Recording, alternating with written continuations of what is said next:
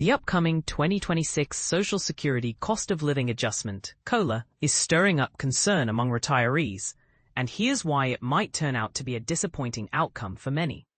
According to the newest projections from the Senior Citizens League, TSCL, the COLA is expected to rise by 2.7%. This boost aims to help retirees offset inflation. But the real challenge is whether this increase truly matches the actual rise in expenses everyday retirees face. And this is the part most people miss. Despite the raise sounding positive on paper, it may fail to fully protect retirees' budgets against the damaging effects of inflation. Keith Spates, a financial writer for The Motley Fool, sharply points out that this scenario could end up being a lose-lose for seniors. But what does that mean in practical terms? The Social Security Administration, SSA, determines the annual COLA by referencing the Consumer Price Index for urban wage earners and clerical workers, CPI-W.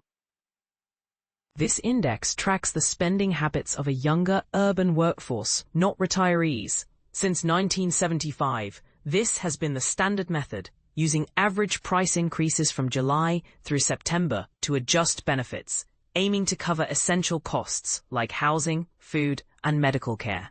The Bureau of Labor Statistics recently reported a 2.7% annual rise in the overall Consumer Price Index, CPI, in July, matching TSCL's estimate. While a 2.7% increase in benefits sounds promising compared to last year's 2.5% hike, that small edge barely scratches the surface of the growing financial strain on seniors.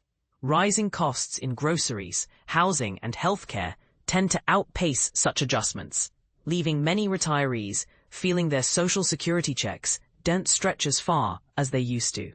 Aaron Serksiner, the CEO of MDRN Capital, a retirement planning firm, explains the harsh reality. A 2.7% increase won't dramatically ease the pressure on most senior households. Sure, in the moment it might feel like a little relief, but when essential expenses keep climbing, that extra income doesn't fundamentally improve their financial situation. Here lies a major point of contention.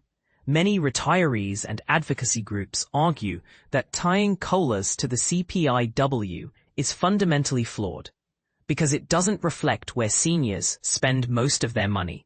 TSCL's recent survey of 1,192 respondents over age 62 revealed that about one-third see revising the COLA formula as the top priority to improve Social Security benefits. Even more striking, 68% support switching to a different inflation measure, the Consumer Price Index for the Elderly, CPI-E. Unlike CPI-W, CPI-E better accounts for the costs that hit seniors hardest, such as healthcare, housing, and prescription drugs. Serksiner emphasizes that the root of the problem lies in the choice of inflation index. Because COLAs are linked to CPI-W, which focuses on younger workers' spending patterns, retirees often feel the increases aren't enough. Healthcare and housing costs, which disproportionately affect seniors, frequently rise faster than the CPI-W indicator. So benefit adjustments are perpetually lagging behind actual expenses. Shifting to CPI-E would be a major step as it aligns more closely with the real-life expenses seniors face. While it's not a perfect solution, experts acknowledge some sampling and methodological issues with CPI-E. It would provide a more truthful reflection of inflation for retirees. Jackson Ruggiero, co-founder of DisabilityGuidance.org, told Newsweek that adopting CPI-E would better fulfill Social Security's mission to maintain the buying power of retirement income, especially in areas where inflation bites hardest for seniors. But this raises a big question. Should Social Security benefits be adjusted based on how younger workers spend money, or should they better mirror the reality of retirees' expenses? This topic sparks debate. Is the continued use of CPI-W a hidden injustice against seniors? Would transitioning to CPI-E be a fairer, more effective way to protect retirement income?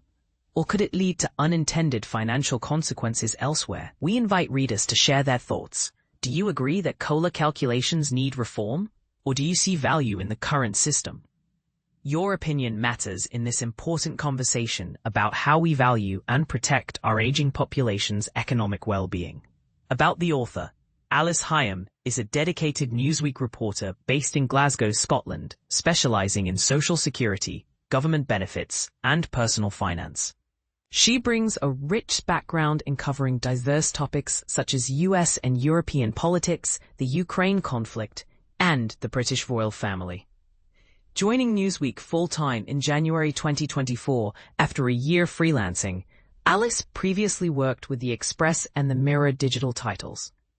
She holds a degree in English and creative writing from Goldsmiths, University of London. Questions or comments? Reach out to her via email at a.hyam@newsweek.com.